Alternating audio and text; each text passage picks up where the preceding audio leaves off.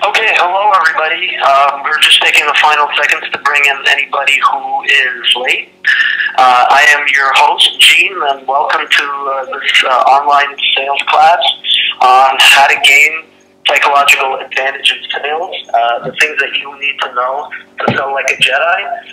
This presentation is going to be about 20 minutes long, and there's going to be a question and answer segment at the end for about 5 or 10 minutes.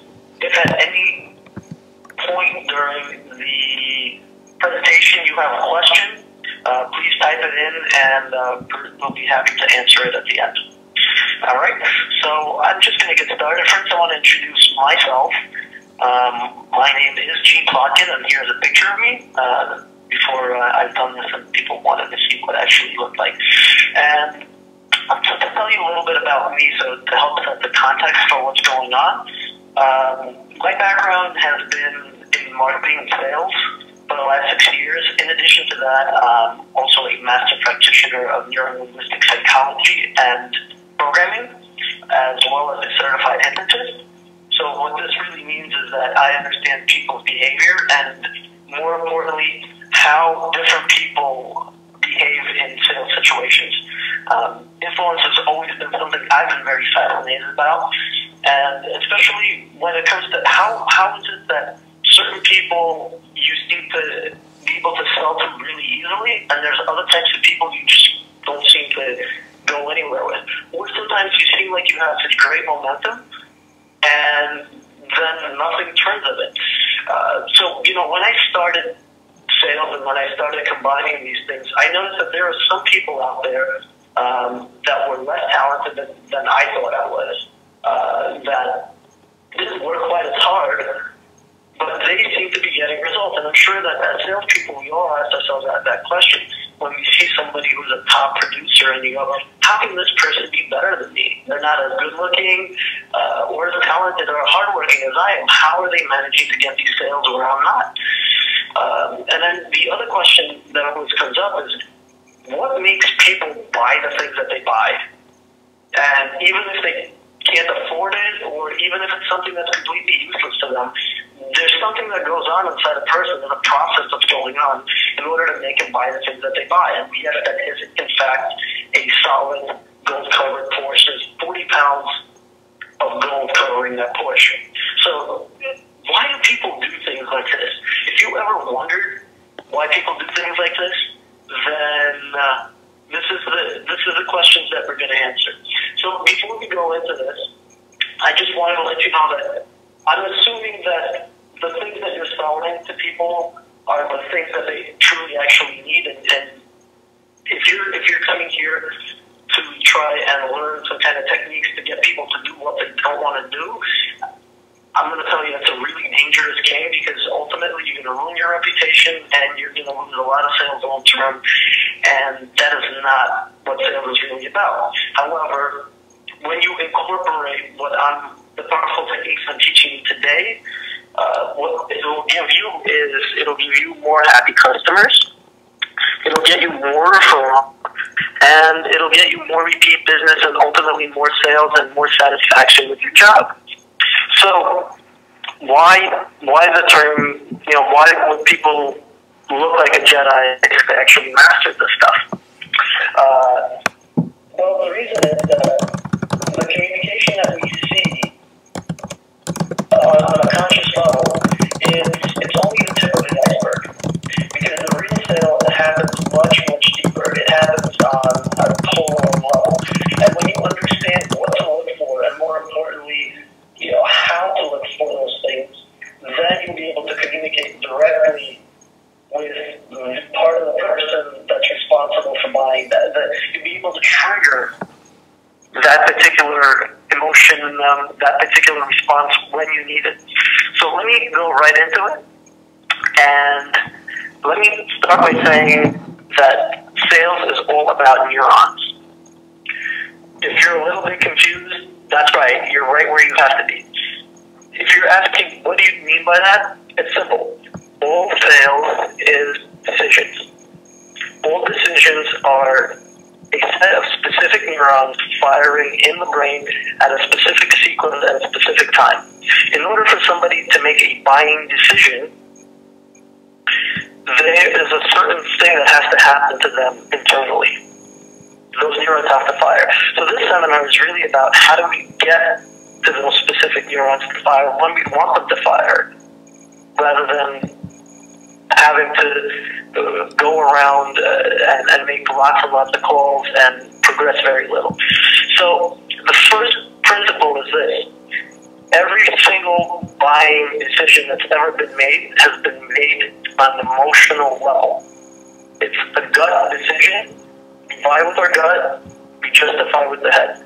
If you don't believe this, then think back to a time where you've gone grocery shopping to a supermarket, or perhaps you went to a restaurant and you were hungry. You probably ordered tons more food than you needed.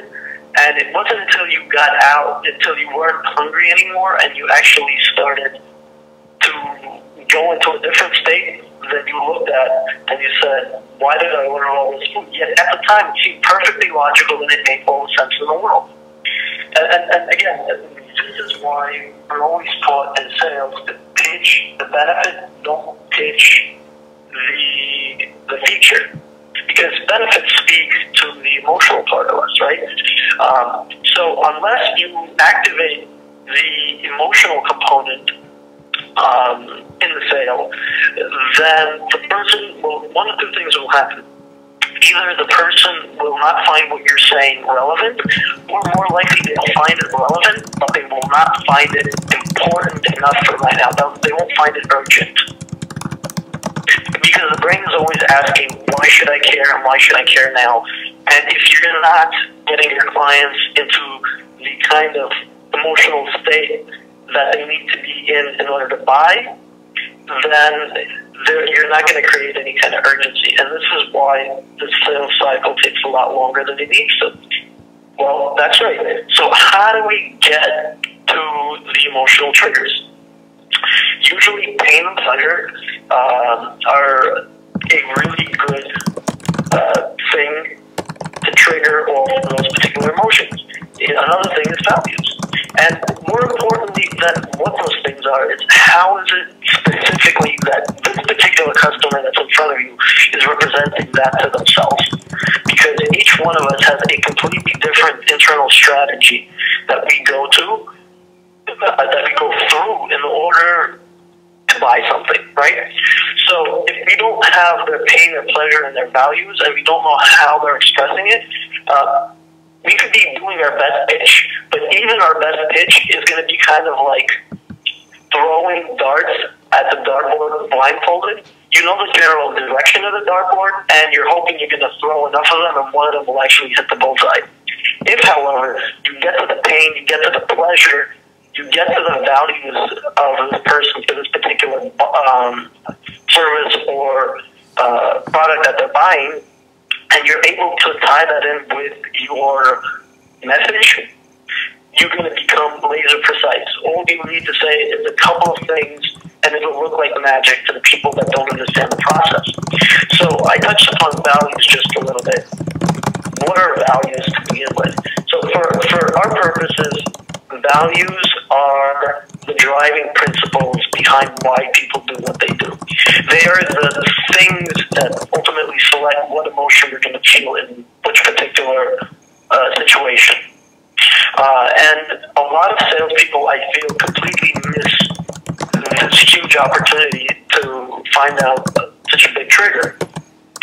So how do we find out somebody's values? It's simple. You ask a very powerful, direct question. What is important to you about that? Whatever product or service you're selling. What else is important, and why is that important? So what's important to you in buying a new home? Well, it has to be next to transportation, and we have to have a big backyard. And why is that important?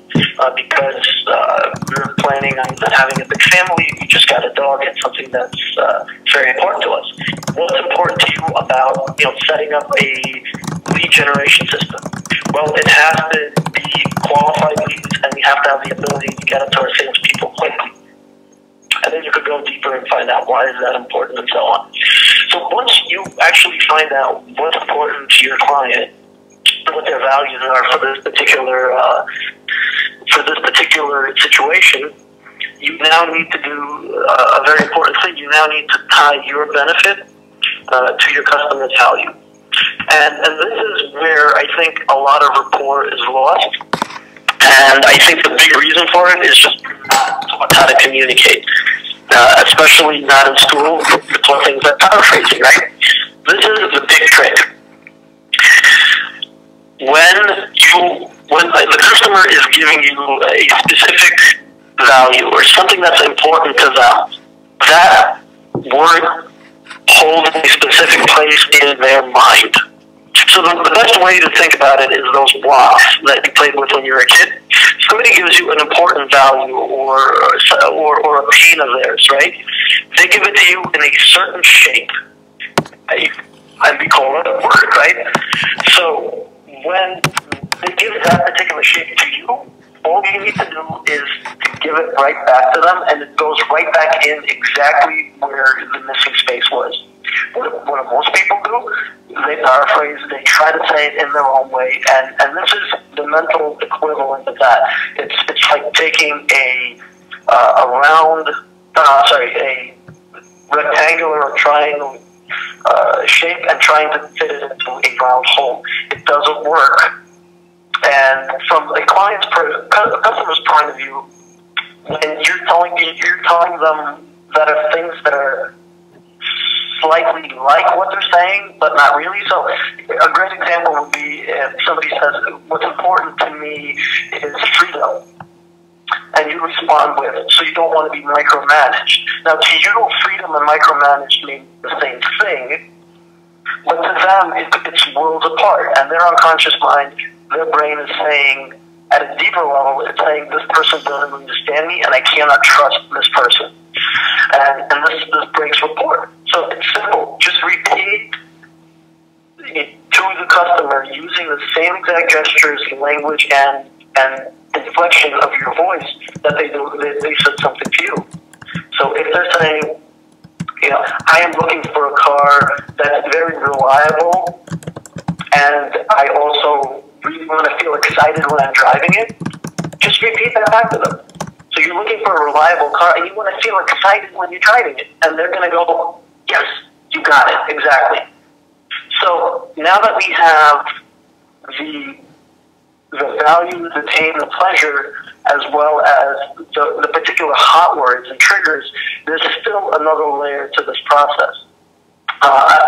If you ever notice that there are certain people you're much better for selling to than others, this is probably why. So the way our brain processes information is in three primary modalities. We have the way we feel, the way we see, and the way we hear. Or kinesthetic, visual, and auditory.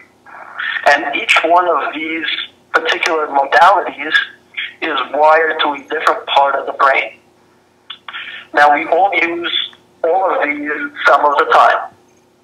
When it comes to buying, however, there is usually a primary system, representational system that we use in order to make a buying decision.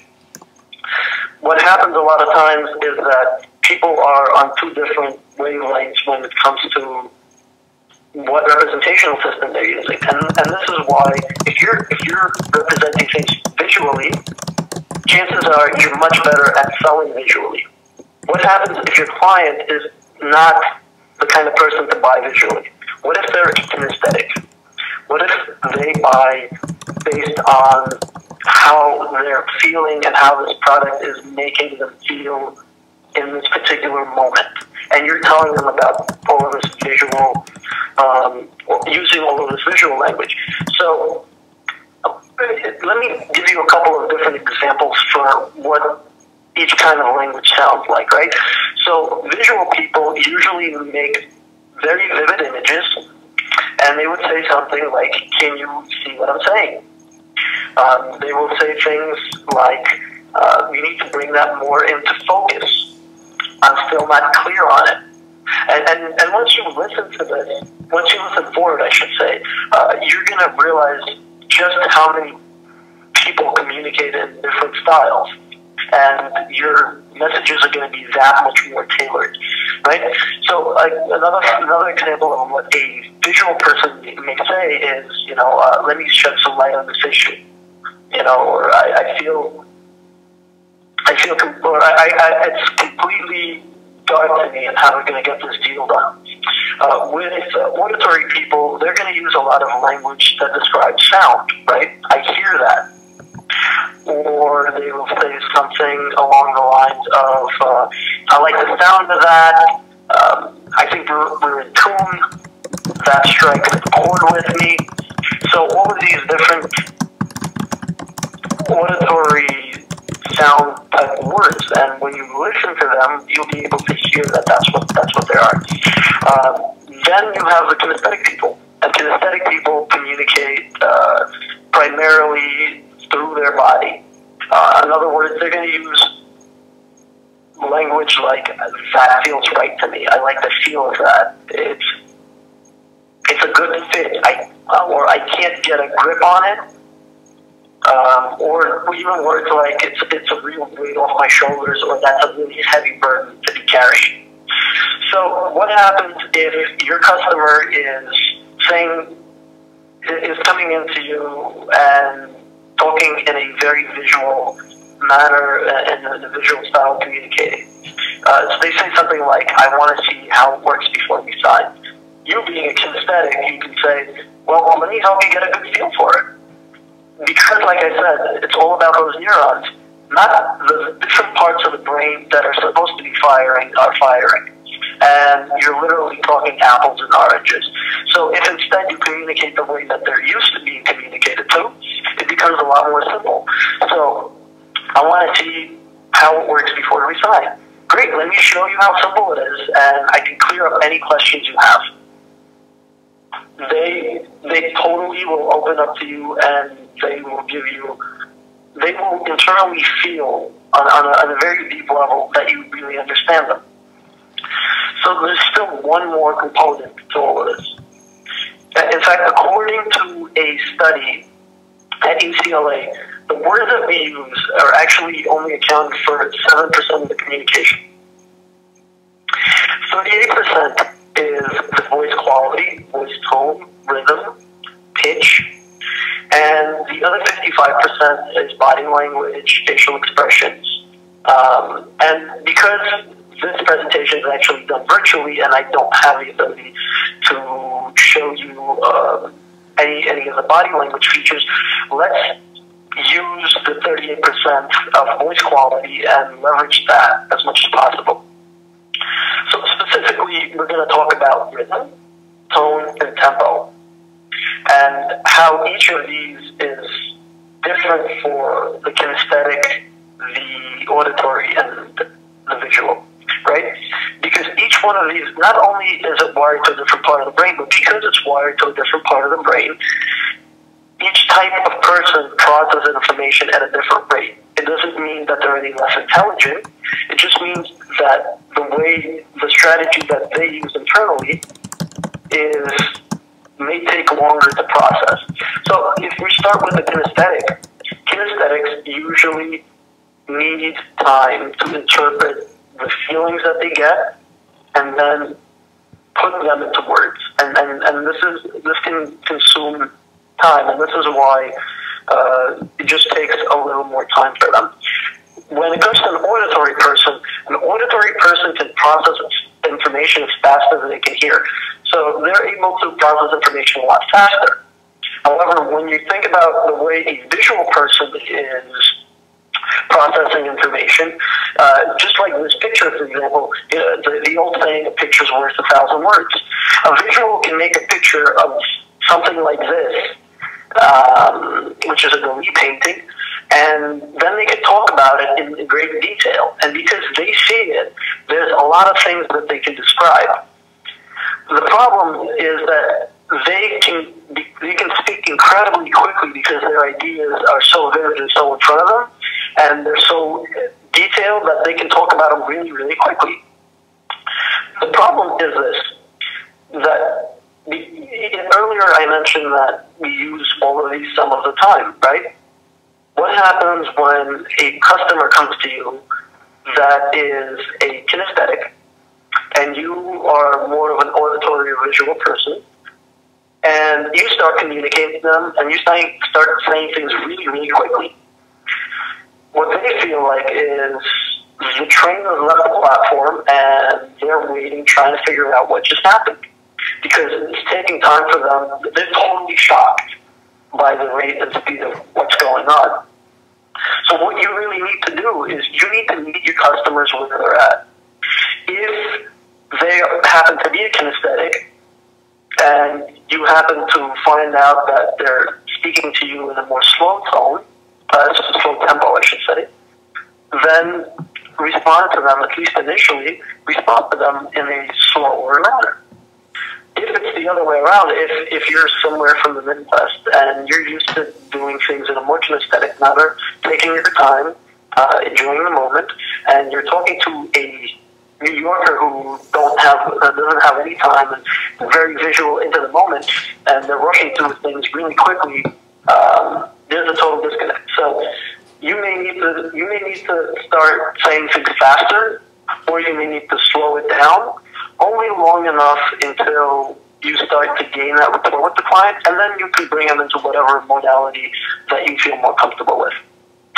So those are some of the more powerful yet subtle ideas that have helped me a tremendous amount in both in my selling career as well as in just generally influencing other people in relationships as well as in coaching and other things.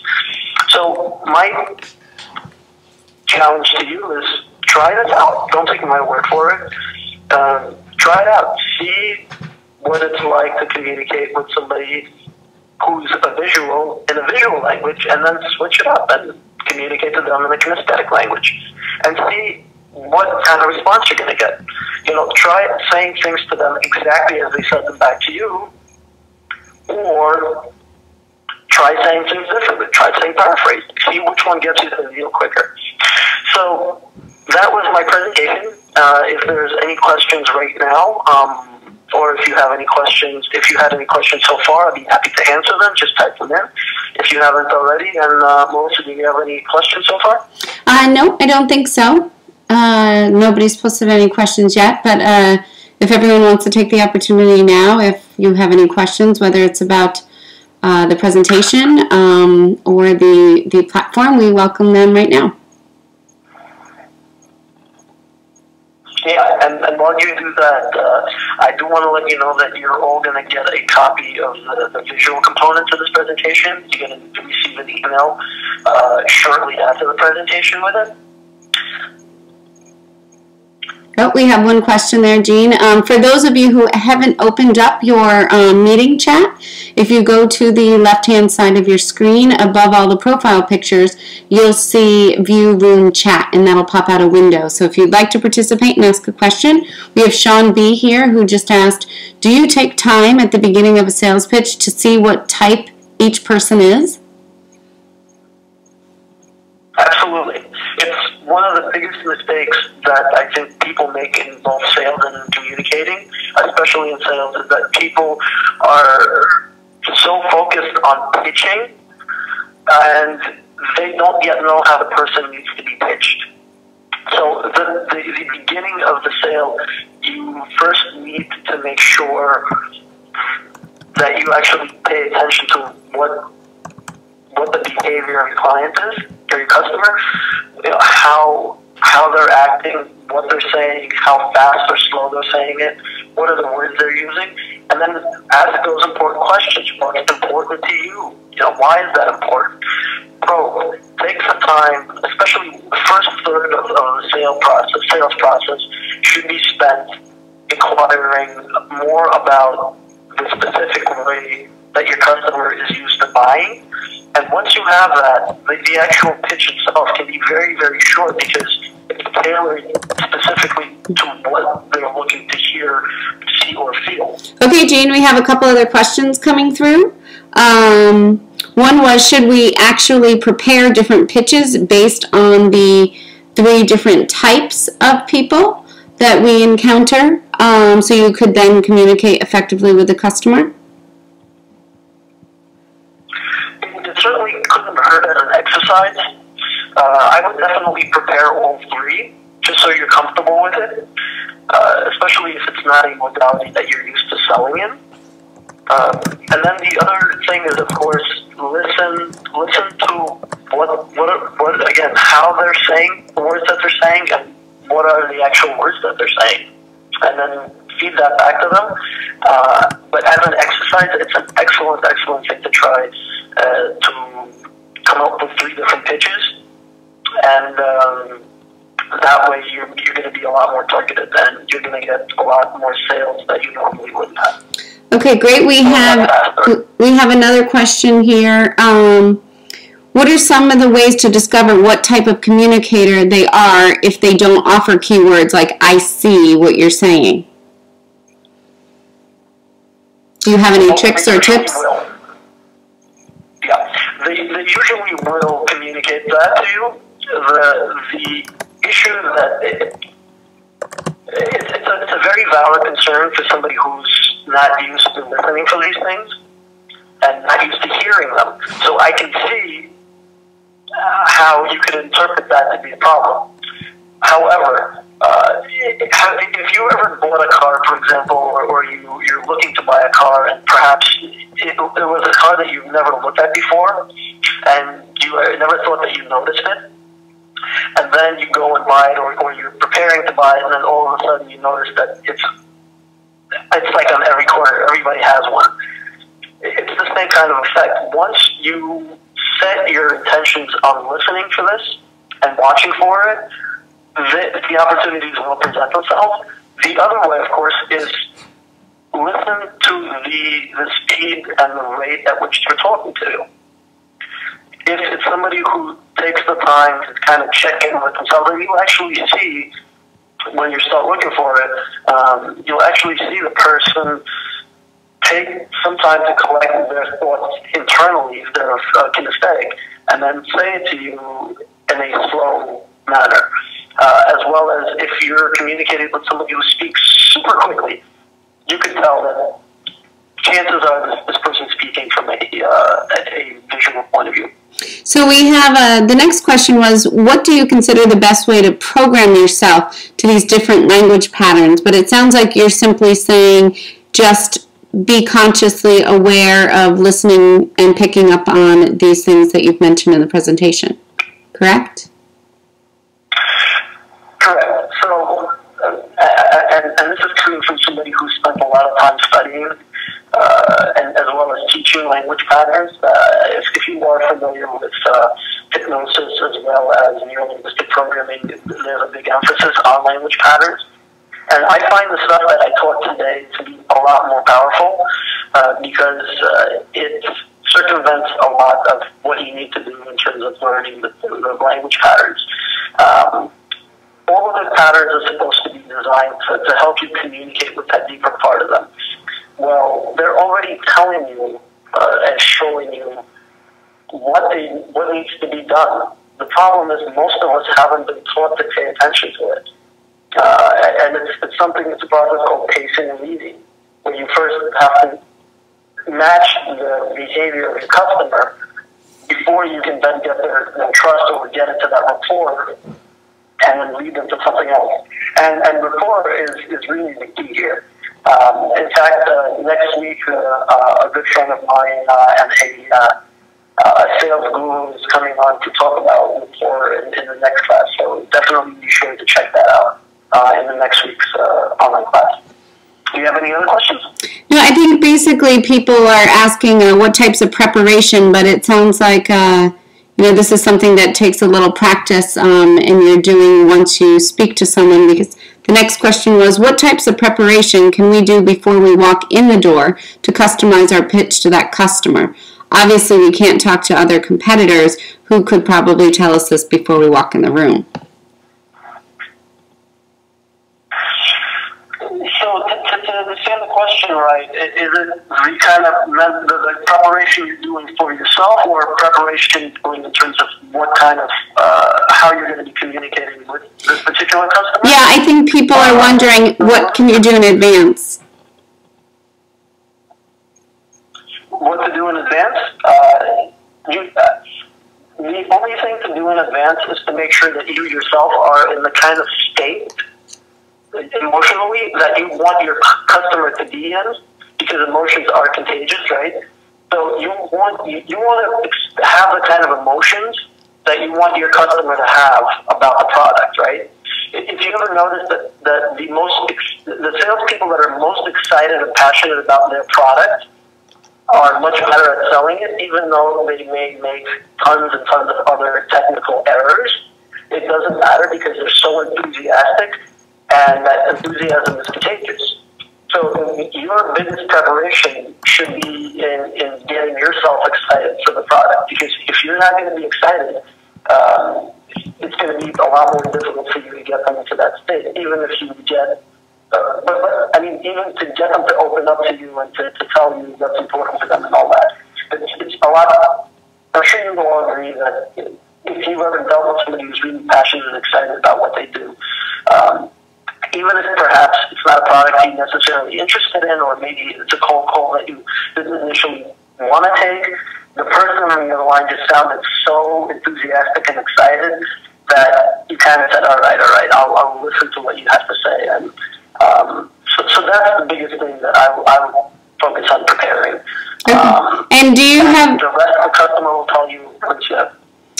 do you have any examples or kinds of questions that you could ask to see if they are kinesthetic, auditory, or visual?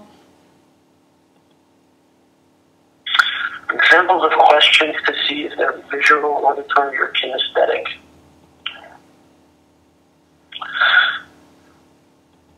I would just say that ask them the simple questions that you would normally ask when you are qualifying your customers.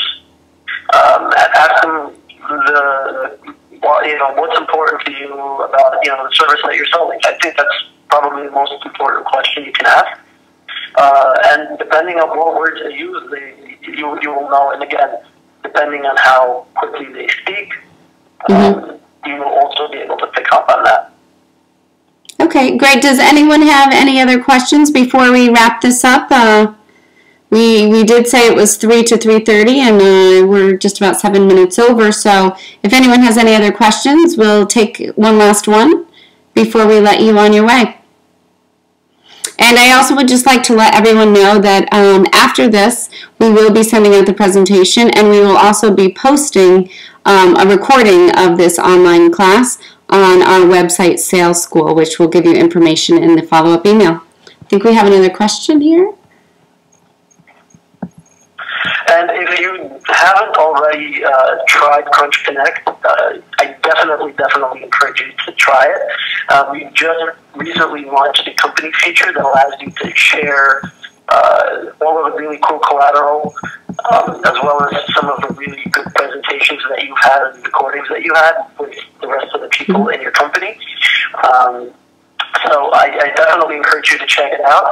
And if you want to find out more about the product, more about the platform, or even get a quick training on it, we'd be happy to help you out with that. You can contact me at gene@salescrunch.com. And I would be happy to... I'd be happy to answer any questions. Gene, we have one last question here. How can you use these methods to get through to a prospect who has a general distaste for being pitched? And lastly, are there any books that you recommend to help with this process?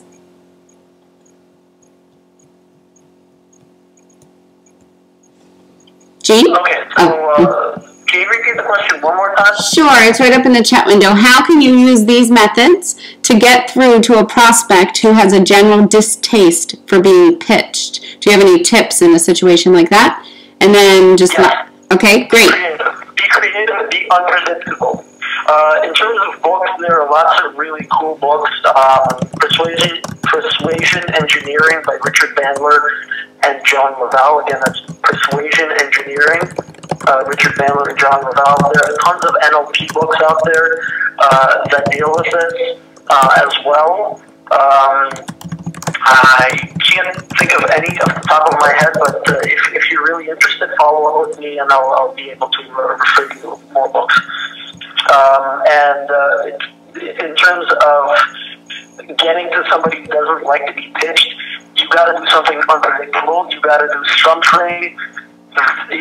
One example that I have with a former colleague of mine, they were calling on this particular developer for months and they got nowhere. And then at one point, one of them said, "I'm just going to send them a big basket of flowers." And they did. They spent like $120 to send them these flowers, and they got called back the next day. So do something that is, if it's an important one, if it's a really important person and you think you absolutely have to get in touch with them, then you got to do something creative. If it's just a prospect that's being difficult, maybe this is just not something that's important to them right now, and maybe they're just not the kind of person you want to deal with. I mean, there's nothing wrong to say there's plenty of customers out there, and if you're spending too much energy or time on a certain customer, then you're probably not going to enjoy working with them. Great, I think that wraps up the questions. So I guess we can. It says people can sell to them. Well, thank you so much for joining us. It's been a pleasure to share this information with you. As I hope that you found this information to be useful, and hopefully you can go out there and actually try it for yourself and see just how well it works. And be sure to check out some of the future classes that are coming up. Like I said, there's one on rapport, which is excellent. And with that, I'll let you get back to the rest of your day and then enjoy the rest of your week. Thank you so much. Thanks, Gene.